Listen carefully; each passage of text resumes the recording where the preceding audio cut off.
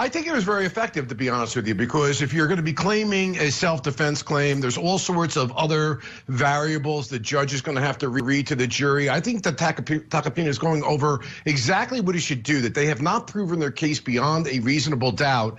To me, very effective. Talking about the victim being the aggressor and a liar, I'm just jotting notes down. The deleted text, so there's this idea of the destruction of evidence in here, that Relly's the only thing that he could say when he's confronted with a lie is that it's fake and it's manufactured and made up, which I think is very good. The victim is combative. Now, here's something that he said that I've used myself and I think is very relevant. If he's like that here, can you imagine what he's like on the street? That is a very powerful I love common sense arguments that a jury may very well understand.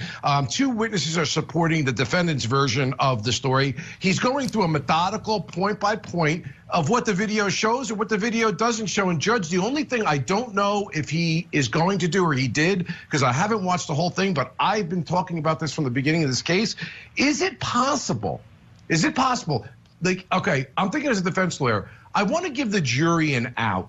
I want to give them an opportunity to pass the straight face test with a not guilty verdict. And one of the things I would add as a cherry on top of this particular situation is maybe in the scuffle of all of this and what happened, he got scratched and he believed, hearing the shots fired, that he in fact was shot when in fact he wasn't. Can't both sides be right? And if it's possible, ladies and gentlemen of the jury, that both sides could be right, then that's not guilty. That's where I would head with that. And when the knuckles have been shown, some of us commented those could also have been scraped from concrete, to your point, Bob, right? Like that easily could have happened in some other manner, I think, just based on how they look. One other quick question, because part of the other thing with this is we know that Joe Tacopina started closing arguments yesterday and then they had to be continued to today. Do you ever have a rule of thumb about how long you're going to go or not on a closing argument?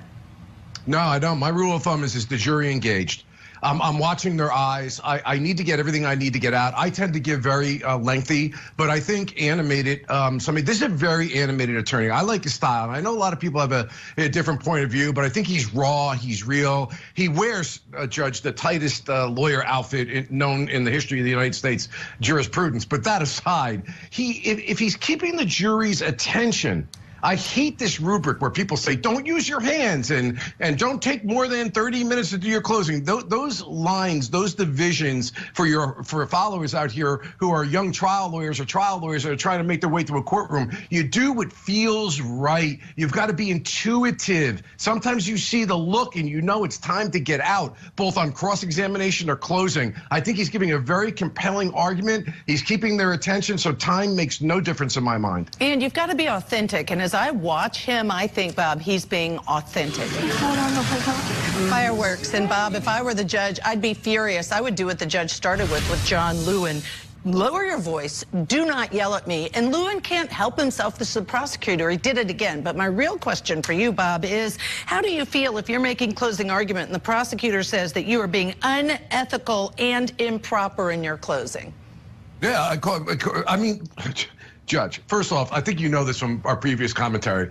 I cannot stand this guy Lewin. He irritates me beyond comprehension, not just in this case, but in other cases that we've covered. He is such a poor prosecutor.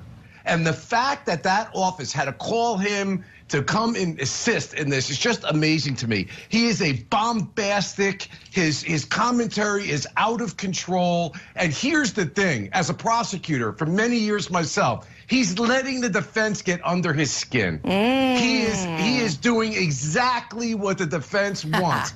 And in this game, I know as a prosecutor, I got to be even keeled. I've got to be it's not an even playing field. Be the adult. I have to be the adult because I'm the one who's asking the jury to do a dramatic thing. And basically they know what the consequences of this decision are. Tacopina is doing exactly what he should as a lawyer. And I agree with you. The judge was right in the beginning to spank the prosecutor down, but then kind of capitulated at the end. There was nothing that the defense lawyer said that's unfair comment, that was immoral or unethical. This prosecutor is an unhinged personality. He is a terrible prosecutor, and throwing ethics things around like that is just unbelievable to me. Last point, I've never heard a judge, and you were one, that literally counts the objections and how many times they're sustaining or not sustaining. That was a little odd to me. I don't know if I like that. And I know we need to take a break, but Bob, I'm going to argue he does it because he knows how these attorneys are, specifically John Lewin. John Lewin, as you know, was in the Durst trial in California. He acted the same way. So this is his personality, and I really struggle with a lack of professionalism in the courtroom. Let's leave it there. We'll come back to that. We have to